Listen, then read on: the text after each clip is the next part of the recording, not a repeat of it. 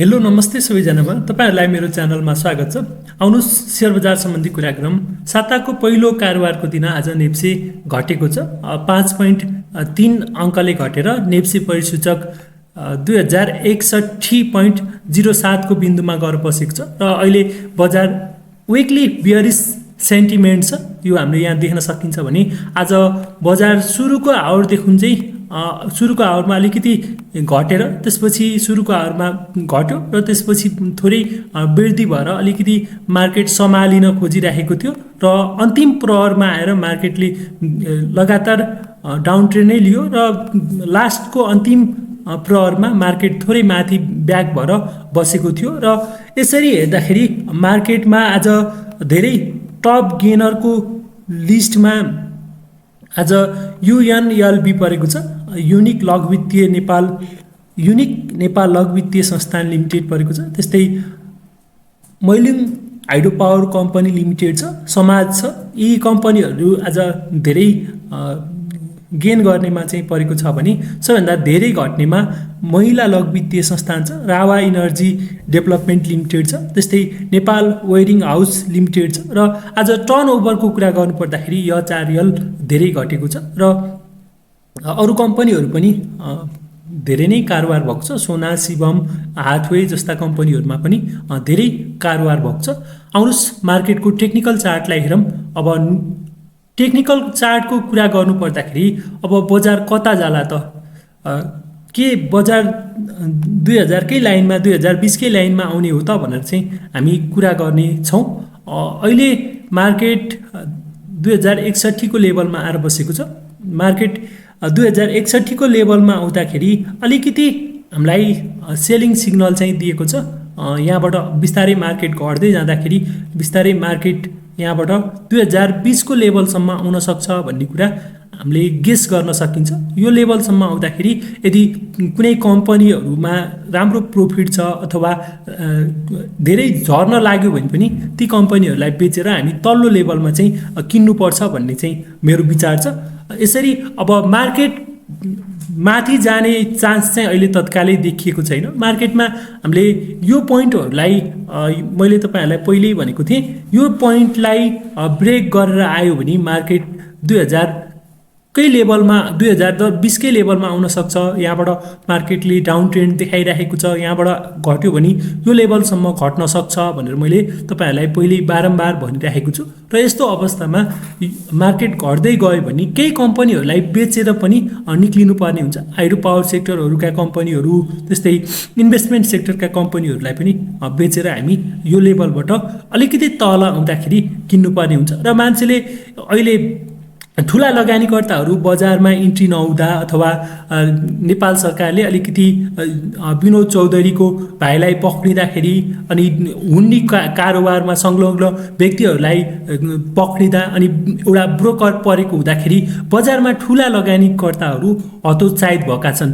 मार्केटदेखि उनीहरू इन्ट्री हुन चाहिँ खोजेका छैनन्। अब भाटभटेनीले पनि थुप्रो कर तिर्नु पर्दाखेरि शेयर बजारमा अलिकति ठुला लगानीकर्ताहरू अहिले इन्ट्री नभएको हुँदाखेरि मार्केटले बिस्तारै तल्लो लेभलसम्म आउन सक्ने अनुमान चाहिँ गर्न सकिन्छ। माहौल सेन्टिमेन्ट अलिकति नराम्रै भए तापनि बजारमा चाहिँ अब लिक्विडेसनको कुराहरू अनि ब्याज दरका कुराहरू अनि अरु कुराहरू हेर्यो भने बजार चाहिँ राम्रो छ, बजार माथि जान सक्छ भनेर हामीले कुरा गरिरहेका थियौँ र अब चाहिँ के गर्नुपर्छ भन्दाखेरि यो लेभलबाट हामी 2120 को लेभलबाट माथि मार्केट नजाँदासम्म चाहिँ हामी कुनै पनि मार्केटमा इन्ट्री हुनु चाहिँ अलि लङ टर्मको लागि एउटा राम्रो सेन्टिमेन्ट आउनको लागि 2100 को रेन्जलाई चाहिँ कुर्नुपर्छ। यो लेभलबाट मार्केट माथि जाने जस्तो भयो भने इन्ट्री हुनुपर्छ, नत्र भने तत्कालको लागि वेट एन्ड वाचकै सिचुएसनमा बस्दाखेरि उत्तम हुन्छ जस्तो लाग्छ मेरो विचारमा। यसरी मार्केटले यो लेभलसम्म आयो र यसरी बिस्तारै माथि गएर यसरी तल्लो लेभलमा आइदिन सक्ने हुँदाखेरि अलिकति विचार चाहिँ पुर्याउनु पर्ने हुन्छ। यो लेभलमा यसरी मार्केट आउन सक्छ र जुन बेलासम्म यो लेभललाई चाहिँ सपोर्टको रेजिस्टेन्सको रूपमा हुन्छ र यसरी तल घट्यो भने 2080 को लेभललाई यो लेभललाई चाहिँ ब्रेकआउट नगर्दासम्म मार्केटमा चाहिँ तत्कालै फुल क्वान्टिटीमा चाहिँ इन्ट्री हुनु चाहिँ हुँदैन जस्तो लाग्छ। र मार्केटमा केही इन्डिकेटरहरू पनि लगाएर हेरौँ मार्केटले के भन्छ त। इन्डिकेटर लगाएर हेर्दाखेरि मार्केटको अवस्था कस्तो छ भन्ने कुरा पनि गरिहालौँ। मार्केटमा अहिले हामी फिबोनाची रिट्रेसमेन्ट लगाएर हेऱ्यौँ भने पनि मार्केटमा अघि भने जस्तै 2020 कै लेभलमा आउन सक्ने सम्भावना चाहिँ म देख्दछु।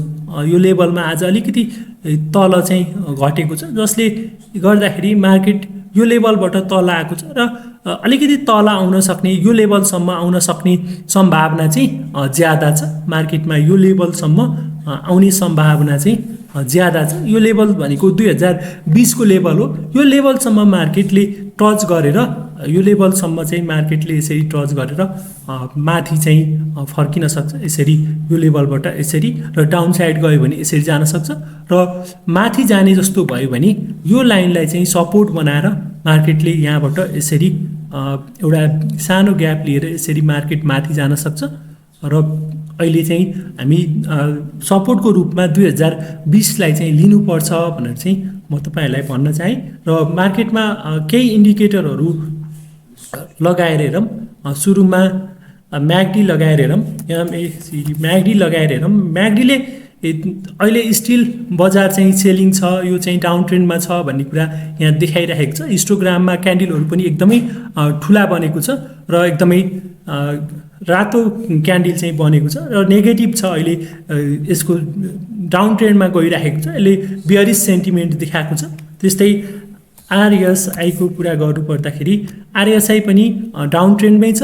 यसले अलिकति तल चाहिँ आएको छ। अब ओभरसोल्ड जोनमा चाहिँ आउन खोजिरहेको छ। अहिले बियरिश सेन्टिमेन्ट देखाएको छ।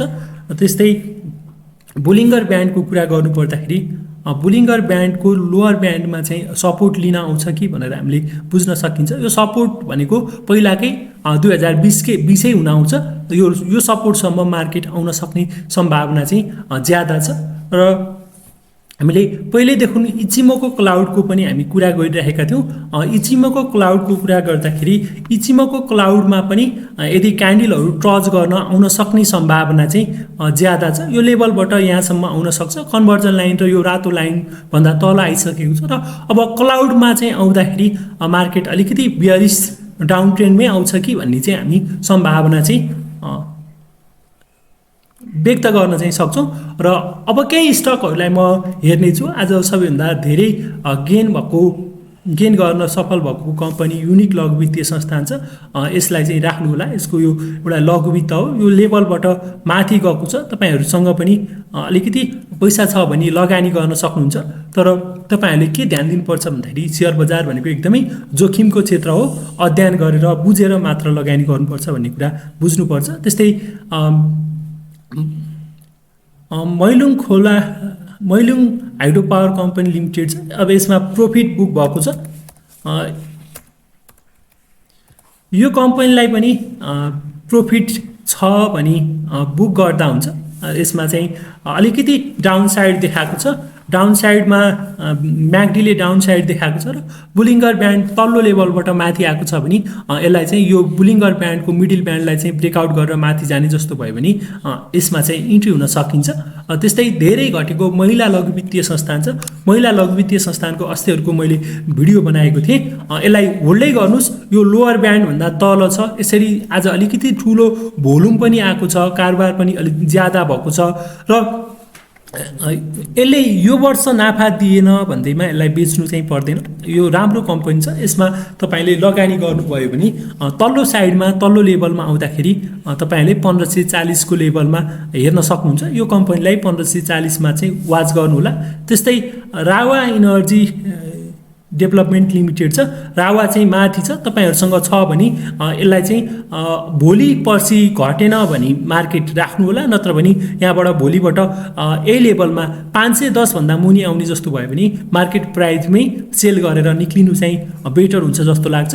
त्यस्तै नेपाल वेयरिङ हाउस कम्पनी छ, यो चाहिँ घटिराखेको छ। अब यो घटिरहँदाखेरि जुन जुन दिनसम्म यो एउटा लेभलमा आउँदैन त्यो दिनसम्म चाहिँ यसमा चाहिँ इन्ट्री चाहिँ हुनु हुँदैन भन्ने कुरा चाहिँ म तपाईँहरूलाई भन्न चाहेँ।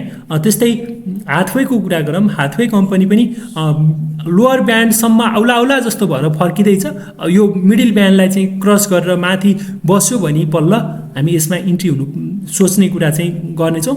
त्यस्तै सोना छ, सोना पनि डाउन ट्रेन्डमै छ, यो घटिराखेको छ। यसमा चाहिँ अहिले तत्कालै जानु चाहिँ हुँदैन, कम्तीमा पनि 340 को लेभलमा यो सजिलै आउन सक्छ।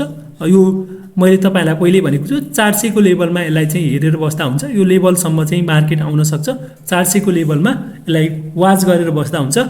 त्यस्तै शिवम छ, शिवम 500बाट मुनि घट्न मानेको छैन, यो लेभलबाटै हामी उठाउन पनि सकिन्छ। लोअर ब्यान्डमा चाहिँ सपोर्ट लिन आउन खोजेको छ र जुन दिन मिडल ब्यान्डलाई चाहिँ ब्रेकआउट गरेर माथि जान खोज्छ त्यो दिन चाहिँ यो स्टकमा चाहिँ लगानी गर्न सकिन्छ जस्तो लाग्छ। त्यस्तै घोराई कम्पनी हेरौँ, GCILलाई हेरौँ, घोराई सिमेन्ट इन्डस्ट्री। अब यो घोराई सिमेन्ट इन्डस्ट्री पनि लोअर ब्यान्डमा आएर सपोर्ट लिन लागिरहेको छ। अहिले तत्कालै इन्ट्री हुनु चाहिँ यसमा चाहिँ अलिकति जोखिम हुन्छ, यो अलिकति तल्लो लेभलमा पनि आउन सक्छ। अब यो माथि जाने जस्तो म्याकडीले सिग्नल दियो, यो म्याकडी लाइनले क्रसओभर गरेर माथि जाने जस्तो भयो भने त्यतिखेर चाहिँ इन्ट्री हुने चाहिँ सोच्नुपर्ने हुन्छ। त्यस्तै HRLको कुरा गरौँ, HRL डाउन ट्रेन्डमा गइसकेको छ। अब यो अलिकति 700 को लेभलमा बेचेर पछि किन्दा पनि हुन्थ्यो, तर होल्ड गरेर राख्दा पनि खासै फरक चाहिँ पर्दैन, यसमा पुँजी वृद्धिको कुरा छ। त्यस्तै हामी एनआरआइसीको पनि हेरौँ, एनआरआइसी अलिकति तल चाहिँ आएर बसेको छ। यसमा चाहिँ अलिकति सानो क्यान्डल जस्तो बनेको छ, यसमा स्टिल बाई सिग्नल छ, यसलाई राख्नु होला। यसमा पनि 15 दिन पछि चाहिँ यसको न्युजहरू आएपछि बल्ल यसमा चाहिँ कुनै प्रफिट एक लेभलको प्रफिट बुक भइसकेको छ। अब बेच्नको लागि 2-4 दिन वेटै गर्नु चाहिँ राम्रो हुन्छ जस्तो लाग्छ। त्यस्तै आज अन्तिम कम्पनीको रूपमा एनआरएमलाई चाहिँ म लिनेछु। एनआरएम डाउन साइडमा गएको छ, यसलाई चाहिँ सकभर तपाईँहरूसँग छ भने बेचेर तल्लो लेभलमा चाहिँ कुर्दाखेरि उत्तम हुन्छ जस्तो लाग्छ। तपाईहरू मेरो भिडियो अन्तिमसम्म हेरिदिनु भएकोमा तपाईँहरूलाई धेरै धेरै धन्यवाद छ। तपाईँहरू नयाँ हुनुहुन्छ भने मेरो च्यानलमा चाहिँ जोडिनु होला। मेरो च्यानलको नाम छ स्टक ट्विस्ट नेपाल। यो च्यानलमा तपाईँहरू जोडिएर नेप्से सम्बन्धी विविध अपडेटहरू पाउन सक्नुहुन्छ भन्दै यो भिडियोबाट बिदा हुन्छु। भिडियो अन्तिमसम्म हेरिदिनु भएकोमा तपाईँहरूलाई फेरि पनि धेरै धेरै धन्यवाद।